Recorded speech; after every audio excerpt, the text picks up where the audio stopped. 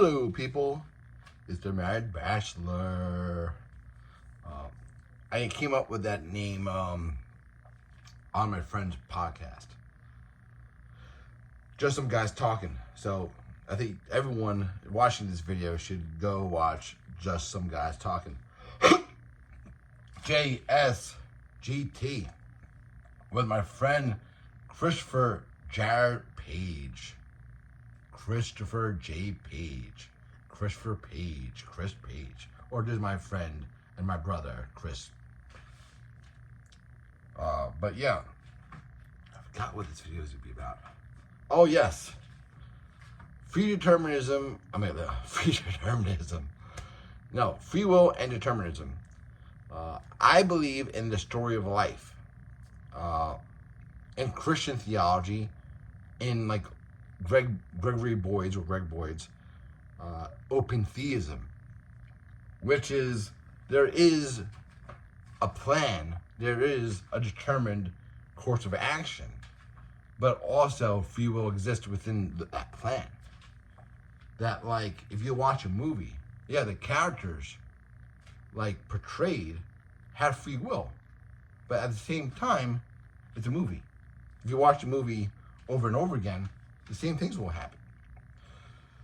But even with movies, there's alternate endings. But I mean, those things are determined, predetermined. So, all right. I hope that makes sense. And after, I also, compatibilism is interesting. You know what? I am a very philosophical person. I love philosophical debates. I love political debates, historical debates, or at least collaboration, cooperation, discussion.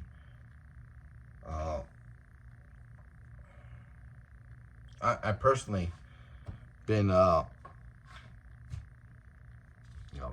evolving, never-endingly, philosophically and politically. Now, I have friends who are pro-Trump. I have friends who are anti-Trump.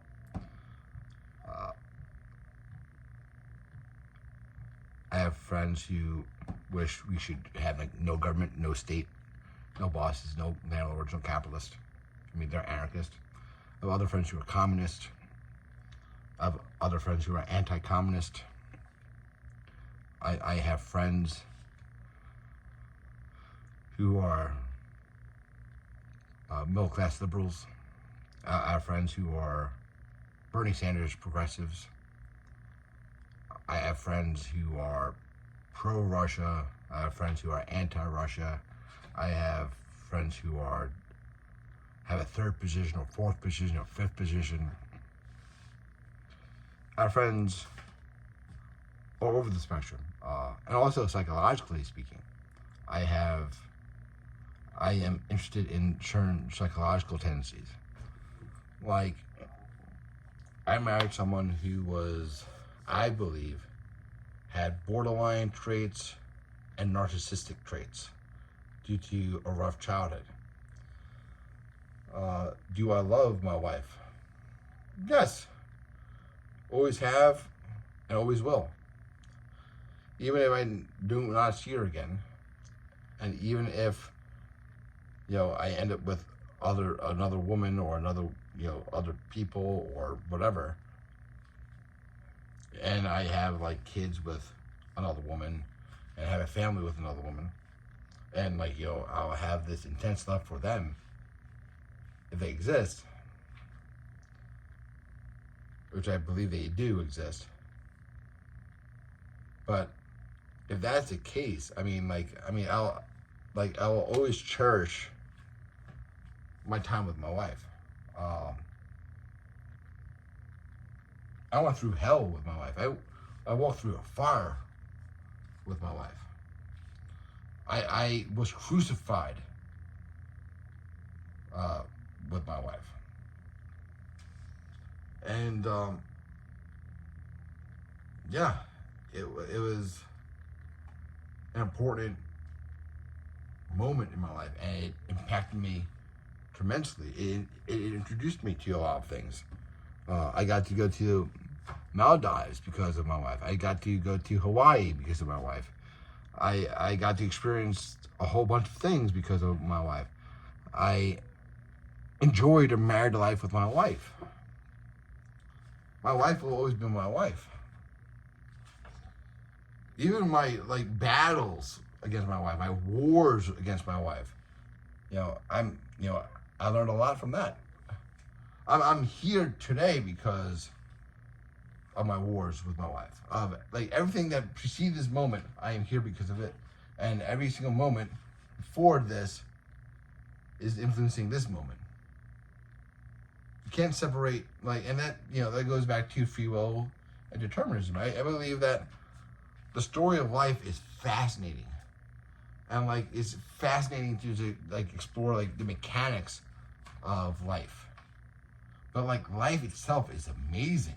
Existence itself is amazing. Experiences, different people, different this life itself is amazing. I like to write blogs. I have a blog called The Timeless Existence. And you will find a lot of contradictory articles and posts. Because there's times I feel a certain way, there's other times I think another way. Sometimes it's just a place where it's me at a specific point of time. It's me writing my thoughts and my beliefs and or at least one side of my beliefs or perspectives and stuff. And yeah. And I also operate a blog called The Bear Cave, but now that's private because that was with my wife, and I was just my life was kind of burning down, so I was I need to put this private and just start anew and do my own thing.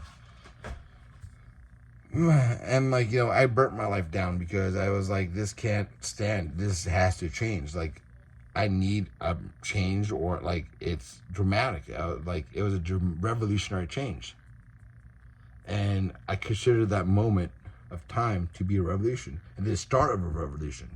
And, my revolution is continuing. And the American Revolution was against the British Crown. But now, today, there's this mutual affection and mutual respect, mutual love between the British Crown and, the United States. Now, my friend Michael would protest to that and would say, hey, we need to, we need to, distance ourselves from the British Crown, and we need to abolish the British Crown, and, we need to eradicate the British-American alliance. And, I have also respect for that position, too. But, the point is time changes things, and, yeah, I went to war with people, but that doesn't mean, my enemy today does not mean you have to be an enemy tomorrow. And, once love, always love. But, all right. Peace out, Cub Scouts.